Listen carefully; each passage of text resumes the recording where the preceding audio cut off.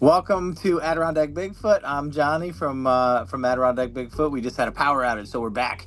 But we got a special guest, Kenny, here today. Super excited to speak with you. I know we chatted a little bit here and there about experience that you had, but if you wanted to share a little bit about yourself, and then we can chat about Bigfoot. Sure. So my name's Kenny. I'm 46. Grew up in the North Country, foothills of the Adirondacks. Hunted basically for 40 years, accompanying father, uncles, friends. You know what I mean? Right. Raccoon dogs, bear dogs, coyote dogs, bobcat dogs. Wow. Been, charged by bears, cats, crawled in dens with bobcats. Just been in some hairy situations. So I'm no stranger to wildlife. I know what I'm looking at. Yeah. Right. It's a revolving season for me. It's deer, coyotes, bobcats, bears. Then you got fishing season. Canada, just deer, bear. But it's just outdoors is a passion. So outdoorsman, right? It doesn't cost any money unless you want to spend, for your toys. Like you got your thermal headsets that you use for coyote hunting and your calls. Nice. It doesn't cost enough to go outside and pay attention to what God gave us. Sure. There's a lot out there that people don't understand because we're always looking down. You know what I mean? Mm-hmm. So the tales, everybody wants to believe in a fantasy, which is, Bigfoot. Right. How can you not when it's global? Native American tribes, Aboriginal tribes, everybody's seen something. Yet with all of our modern technology and cameras and stuff, we can't, we can't, the clearest unproven hoax footage is the Patterson-Gimlin film, right? And that's from right. 60 or something. That's right. We've got nothing, and we've got remote cell cameras, satellites, drones, cell cameras everywhere, and we've got nothing. And you got to ask yourself, why is that? And then the same question, another question accompanying it is, how can there be nothing if so many people are seeing it? And granted, you have to discredit some people because I don't want to be a negative Nelly, but some people they're out there. Sure. But for a state trooper, military, how many military are coming out now speaking about things that they have seen? That's right. You got people who are trained to look at things and identify them, or a lifelong hunter in the Adirondacks. So I was hunting in Santa Clara, St. Regis Falls, Santa Clara. So they're two little towns, kind of nothing going on. Right. I grew up there my whole life. Never, ever, ever worried about anything. And then everything changed. Oh, wow. So it was 2007 because I just got into corrections. And I probably shouldn't have said that, but so I went up rifle season, old railroad bed, and it goes probably 3/4 of a mile back into the wood. And there's a little brush field up on the side of a beaver pond.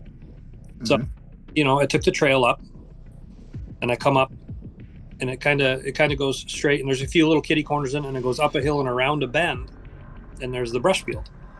So I come up into the brush field. There's deer there, shoot it. So I'm going to go back, get some help to go drag the deer out. Right. And it was quick. So it's dusky, but again, I've seen everything that the Adirondacks has to throw at you. Sure. There's a swamp that goes from that brush field. It goes north of it, probably 500 yards. You cannot walk across it. You're a duck. And it goes to the south, well over 3/4 of a mile, and it's impassable. You can't get through it. So I go down the hill going back to the truck, and as soon as I rounded the bend in the trail in front of me, it was 75 yards from me, reddish brown, the typical big broad shoulders, no neck. Sure. Right.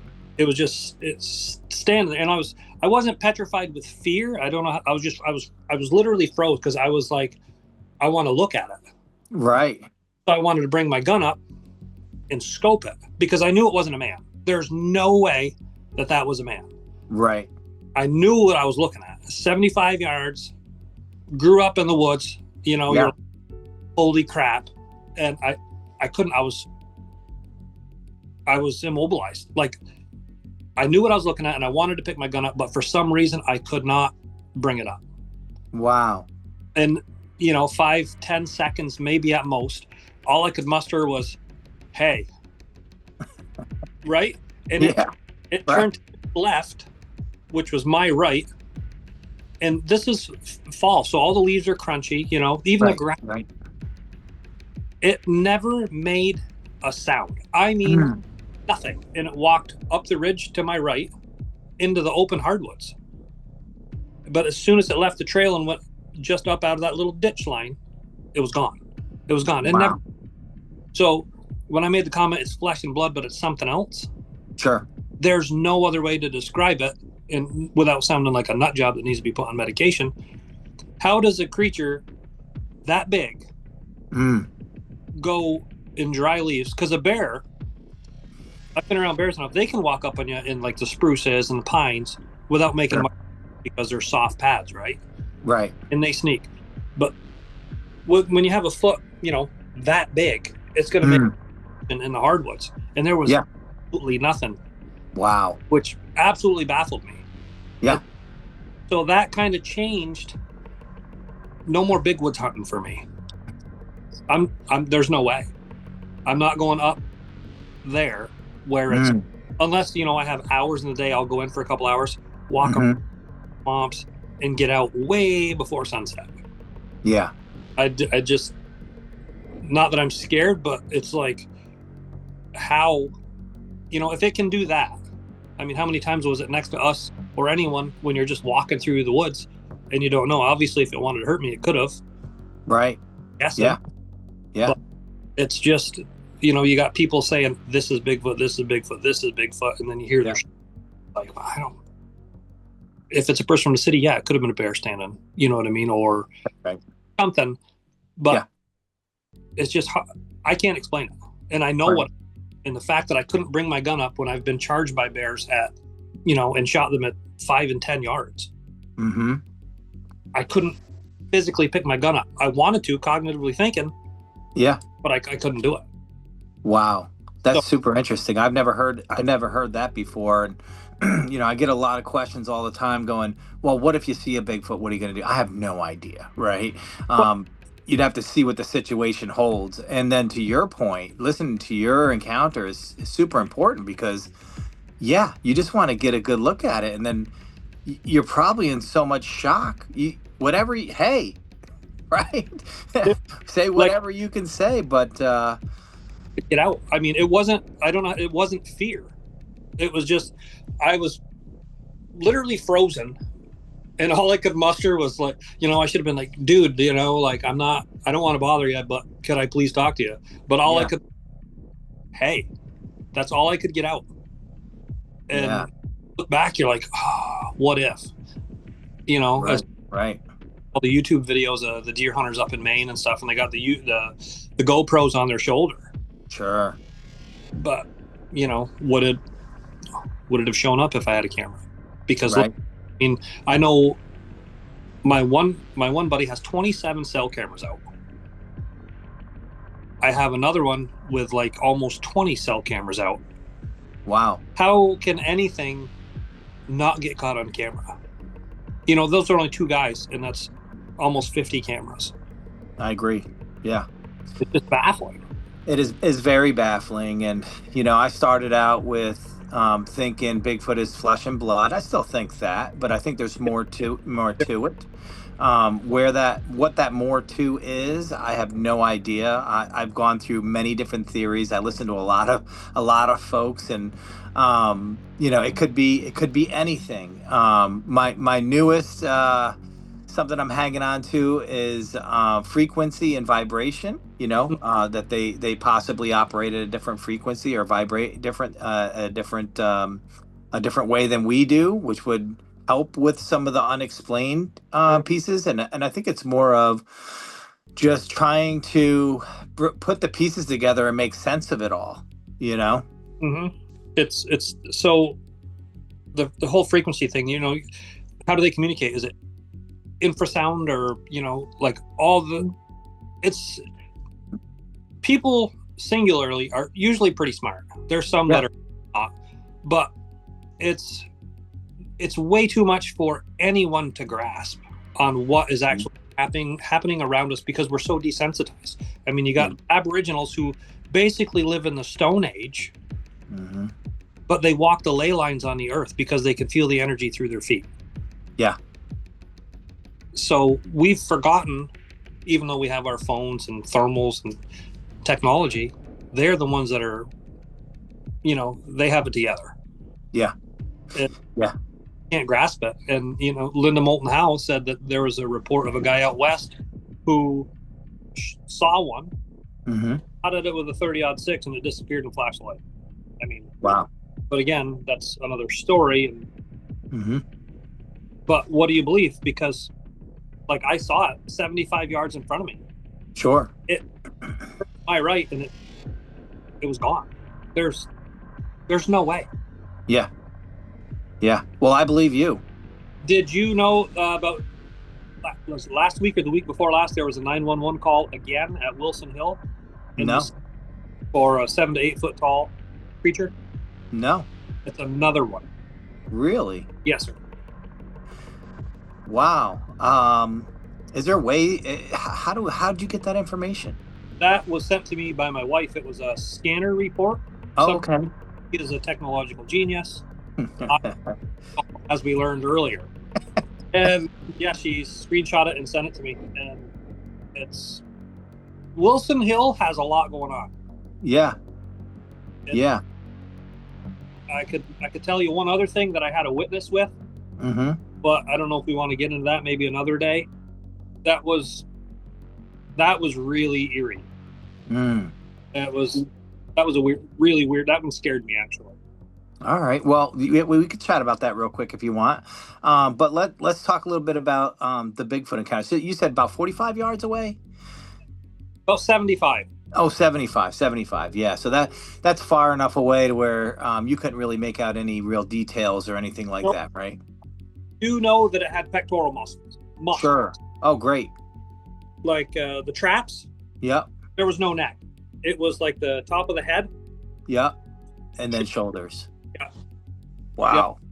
Reddish brown hair. It wasn't real shaggy, but it wasn't clean cut.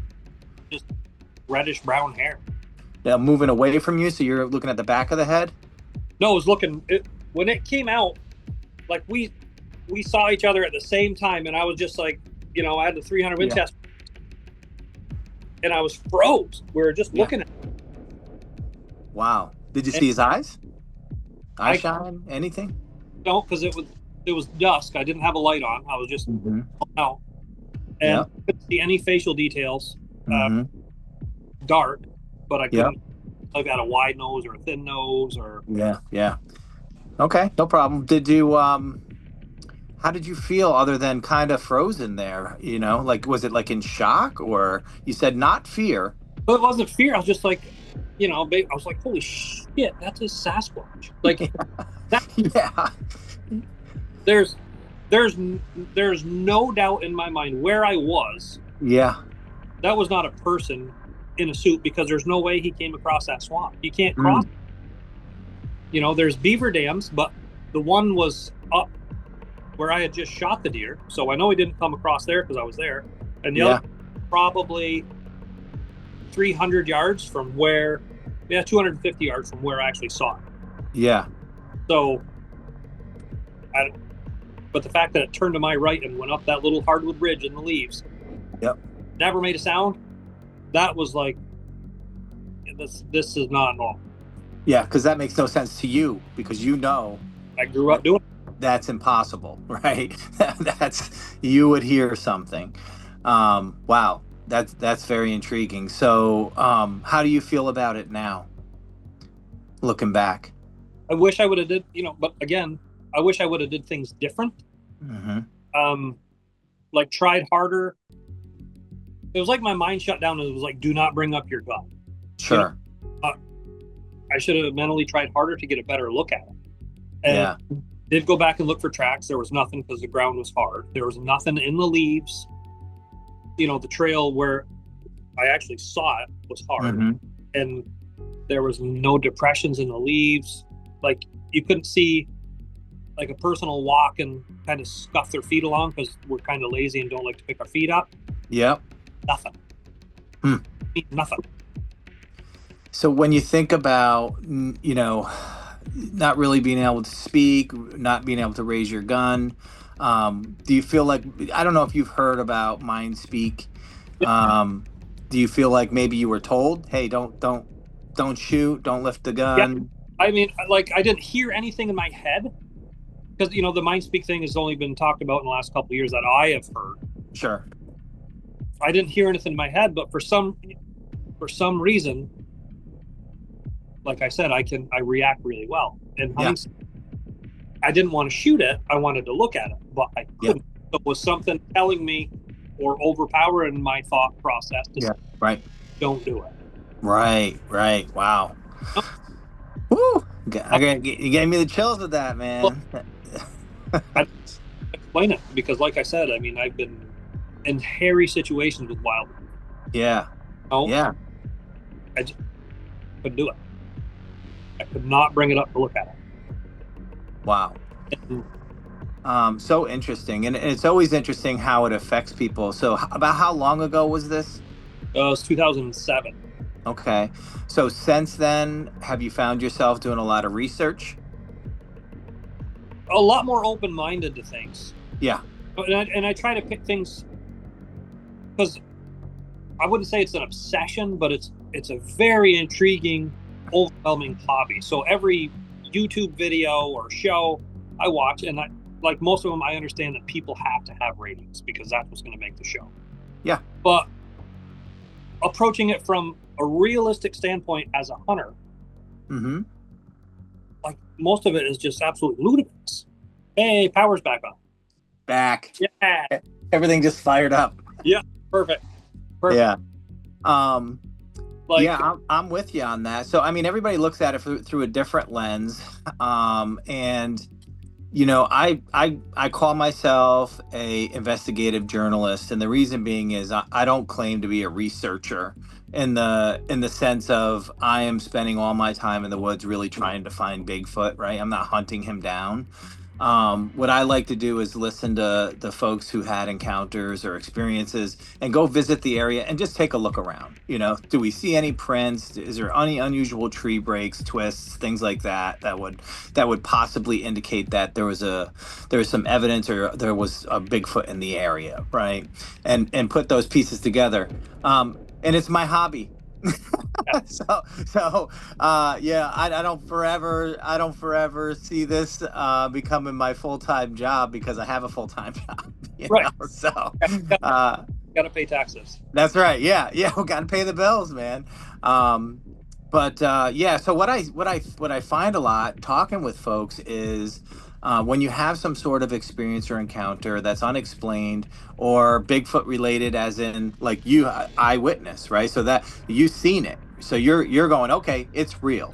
Now I want to learn more, right? So then that's why I say, have you done a lot of research? Because then you kind of end up going down a rabbit hole, like you're searching for answers, is what I seem to find. So the problem with that is, like I just 20 minutes ago I had a discussion with my wife. Where do you go for the answers? Because you got Bigfoot experts, but how do you be an expert on a subject where there's no validation anywhere other than eye sightings? Yeah. Footprints that could have been made by anything at any time, and a 70-year-old, video footage. Right. So, you're going to travel the country with your backpack on, and okay, this is getting squatchy. Come on. Yeah. You know what I mean? I've been my whole life, walked probably hundreds and hundreds of miles, all kinds of terrain. And the one time, it's on a 4-wheeler trail. Old right. beat up railroad bed, which is now a 4-wheeler trail, and boom, there it is. You can't go hunting something that just appears out of nowhere. Yeah. It's And there is rumor that if you've seen it, if you've physically seen it, it chose for you to see it. right. Because is it because I was relaxed, or I was just like cruising and I was open-minded enough to see it at that specific slip in time where it showed itself and then took off? Right.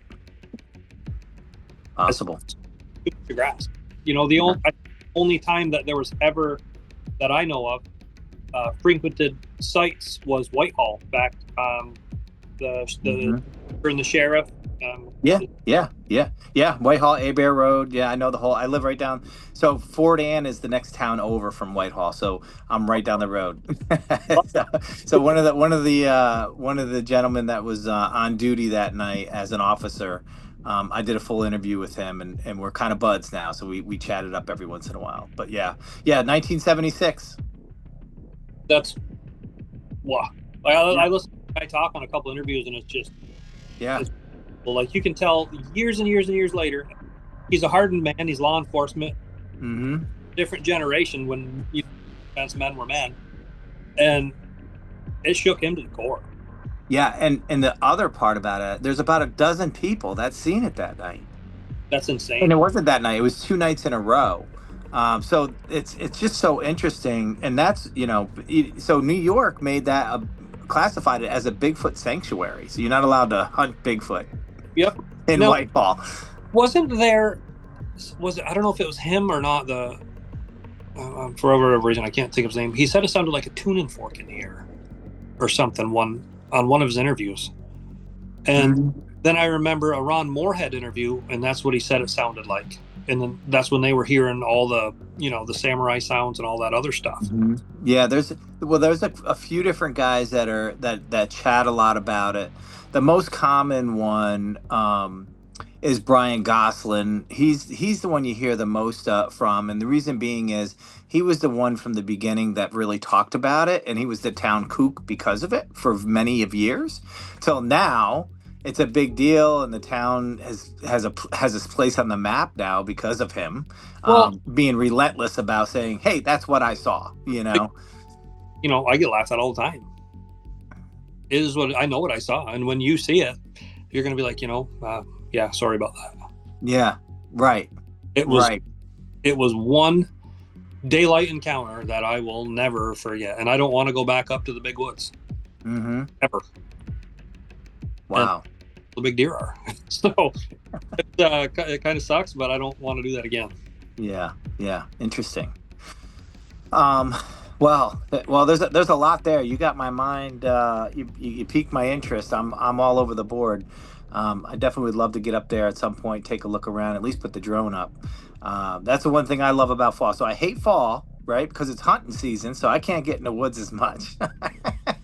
And then, but I do like it because I can put the drone up and really see what's going on, and get a look at the land. So that's pretty cool. Great. Well, so you said you had another unexplained experience at Wilson Hill, of all places. Oh, really? Yes, sir. Okay. Right. When was COVID? Like 2020, 2021? Yep. So whenever COVID started, because I couldn't cross the border where my fiance was at the time, so new hobby, which was coyote hunting with thermal optics. Yep. So guy I work with, Mark, said, let's go out to Wilson Hill. That's where he frequented, shooting foxes and coyotes and whatnot.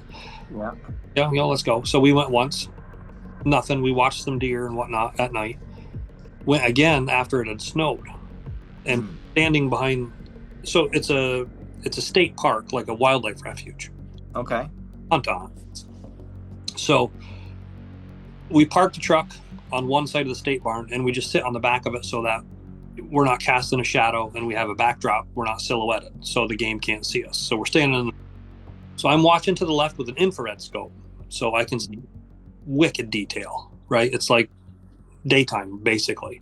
Wow. We can't see the light. It's invisible to us. And it's supposed to be invisible to animals, but I think they see it too, which is why I went to thermal. But so I'm looking, and I got nothing on my side. And I can see like 450 yards. Mark's watching the other side, and there's a little crest of a knoll. probably 100 to 150 yards out, and it Yep. drops down into a swamp. And he's got thermal, and so his thermal is set to white hot. So any body heat is going to show up white, or anything hot is going to show up white. It'll look like whatever the animal is just white. Right. So he goes, I got something coming, and there was some longer grass, maybe 3.5 feet high. Mm-hmm. So of course I turned my rifle looking with the infrared, so I'm looking for eye shine. Sure. When you see that eye shine, you know where the animal is. That's the only downfall with infrared. You got to look for the eye shine, basically. So I swing over, I'm looking, scanning, I got nothing. So I go back to my side, and the rabbit distress call is still going. So he goes, Kenny, it's there again.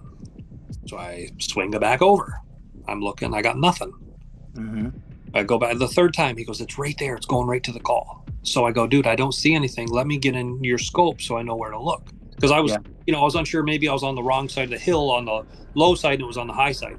Yeah. So I get in his scope, and as the creepiest thing, so I see it, and I'm like, dude, it's black. It was jet black, which meant it was ice cold because the scope was set to white hot. Ah, gotcha. So when it stood up out of the grass, it looked like a person in a black body condom. It was perfect. So in the thermal, at that range, you could see, the hair on the coyote's tail. Sure. Nose, the ears, everything. You know what it is. You know it's a deer. Hell, if it's a squirrel on a stone wall. Yeah. And this thing stood up, and it looked like a person in a black body condom. It stood up out of the grass. You could see the head, perfectly smooth. There was no ears. There was no facial. Yeah. It was perfectly smooth, and then went down to the neck, real skinny neck, skinny shoulders, right down to the torso, and everything else was below the grass. And it stood up, and it was looking like towards the game call, but the call was between us and whatever this thing was. It was looking right at us. Yeah. And I go, dude, I don't know what that is. We got to get out of here. Yeah. Yeah. Like an idiot. Like, it went down out of the grass and it was gone. We waited a couple of minutes and it didn't show itself again. So I go, Mark, yeah, going to get the call. I run out, got the call, and we got out of there. Yeah. And, hindsight, we should have went back because there was snow. We should have got the tracks. Sure. But so many reports at Wilson Hill of really, really weird things going on of Sasquatch. What is it? SVC Paranormal just did a couple of things out there. Oh, really? About that. There's a guy on the other side of the island where we were hunting. He has a life-size Bigfoot statue in his yard. Oh. I believe it's things that he's had happen on his property. Wow. And, you got David Politis saying all kinds of weird things about state parks and what goes on in them. Sure. Yeah. Yeah, I agree with that. That one actually scared me because that was just, it didn't look normal.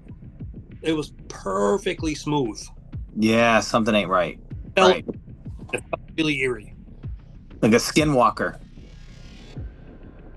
Didn't want to say that, but yeah. Who knows? Well, that's the new vibe that everybody's going with now with a lot of that stuff. And the thing is with that, I feel like there's proof, based on all the videos and the content, and just it's overwhelming that there's got to be something. The bad, technology is great, but the bad part is it's so easy to fake stuff now. So what do you believe? You believe somebody that gets cold chills when they tell the story. That's right. So the dumb part is both of our scopes record video. We got to hit the button to record. And you didn't hit the button. We're like, why didn't we record that? Oh gosh. And it just, you're freaked out. You're kind of, Yeah, that one bothered me a lot. And Mark and I still talk about it because we told a bunch of guys at work about it, and they're laughing, cracking jokes, and I don't care what you think. This freaked me out. Yeah. So, but as far as especially coyote hunting and bobcat hunting in the snow, we drive hours in the morning, all back roads looking for tracks. And then we never saw anything we couldn't explain. You see all the old pictures of old Sasquatch tracks that are melted out. It's probably a fissure because when a fissure runs, it double foots. Oh, when it runs gotcha. ground. Well, most of the pictures that I see of Sasquatch tracks is that it's a double footing critter trying to cover ground. That's melted. Yeah.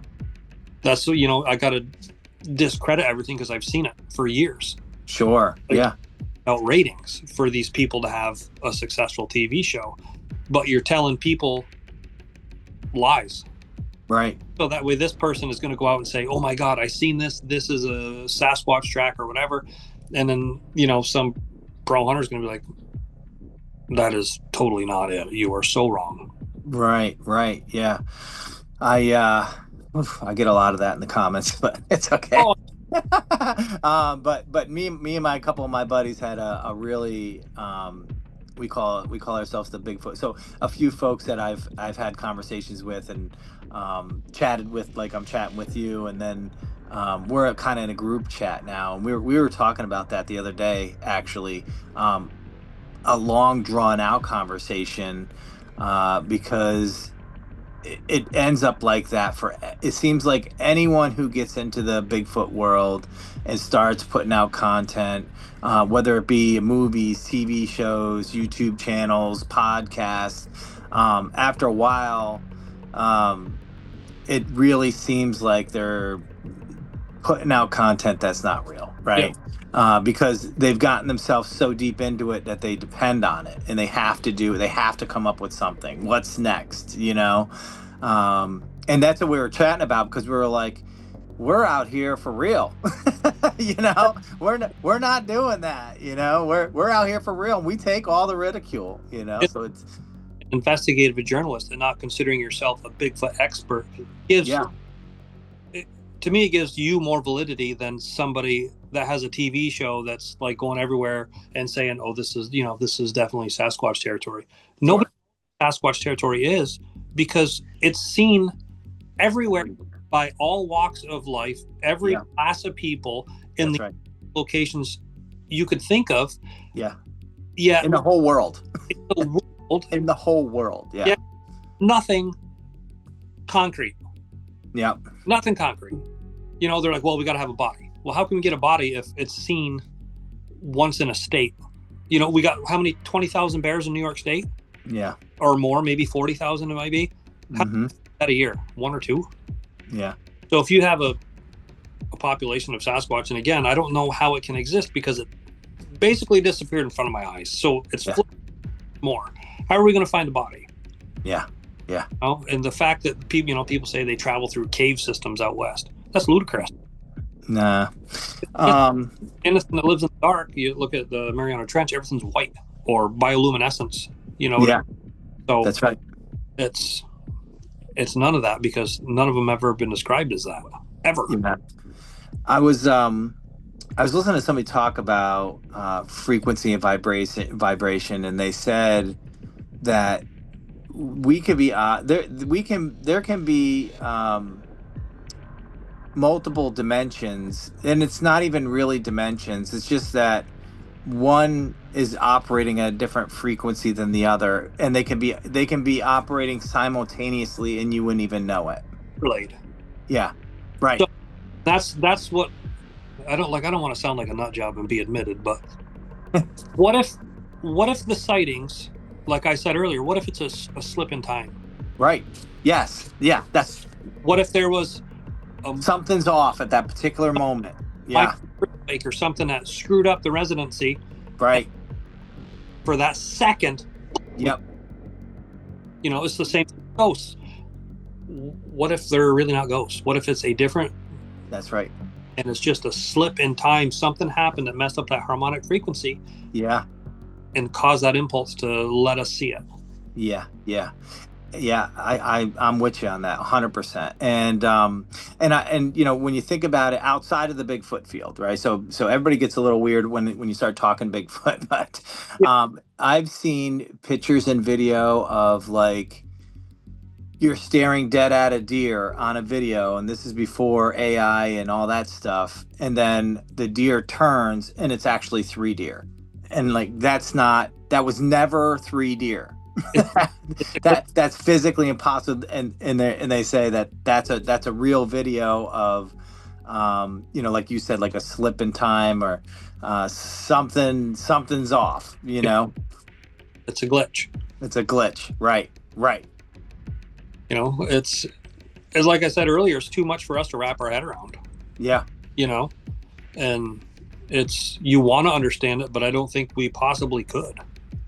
Mm-hmm. For the average person to understand that we have to time the launch of the space shuttle to get whipped from the Earth's rotation to get it to the moon. Right. Yes. You can't just go poop to the moon. No. Use enough force to go poof to the moon. No, you have to that's a lot. Right. So to understand a glitch in time or a time slip or something like that, it's too much for the average person. Agreed. Yeah. And then we can talk all night, because then it's like, what are we being told, and what's information is being withheld. They're only giving us a new iPhone every year, but they say the technology, they have iPhone 37 already figured out what it's going to be, but they're just, because we're stupid, they just give us a little bit here and there, and they continue on with their business. We're 40 years behind the United States military on what's available. Yeah, right, exactly. Yeah. So think about the drones and the technology that we have, and all of a sudden there's AI out of the blue. Well, come on, scary good. Yeah. Rifle match in Virginia, talking to a guy, and had just a weird conversation, and he's like, dude, they're listening to us from space right now, because he's very well connected. Yeah. Those dude, they're listening to us from space. I'm sure. It's insane to think about. Yeah. We don't have any privacy anymore, and they know more about what's going on. But what was the movie? A Few Good Men? Mm-hmm. Yeah, great movie. You're right. You can't handle the truth. That's right. Because it's a lot. And if it was complete anarchy because of, society found out what really was what, mm-hmm. there'd be no glue holding society together anymore. No. Everybody would be, out on their own. It'd be a mess. Yeah. Yeah. No, you need to get up and go to work every day. That's right. That's what you got to do until you have about 15 years left of your life. Yep. But yeah, that's basically, that's what I got, man. And it was. Well, I appreciate you sharing. That's a lot, and a Class A Bigfoot experience is a big stinking deal, So being an eyewitness, really, and then coming forward and sharing that's I appreciate that a lot, and I hope that I hope you have another encounter, even though you probably would wish not to. I wish I did. Yeah. Well, I mean, there's so much. So everybody talks, right? There's a lot of talk in the Bigfoot community, and they say, once you see one, you're marked. That's something. So that all Bigfoot now know that you know, and they track you. They know where you are. They know what's going on, and you're more likely to see more. Well, so it's possible. It'd be nice. Yeah, that'd be pretty awesome. But I appreciate your time, and feel free, keep in touch. I'll send you my contact information, all of it, so that you have it. And hopefully this all worked out, even with the power outage and switching to the phones. But if it didn't, we may need to do this again. So I don't know. We'll find. I'll let you know. But thank you so much, Kenny. I really appreciate you taking the time to chat it up with us today. Yeah, no worries. Take care, sir. All right, you too. Bye-bye. Bye.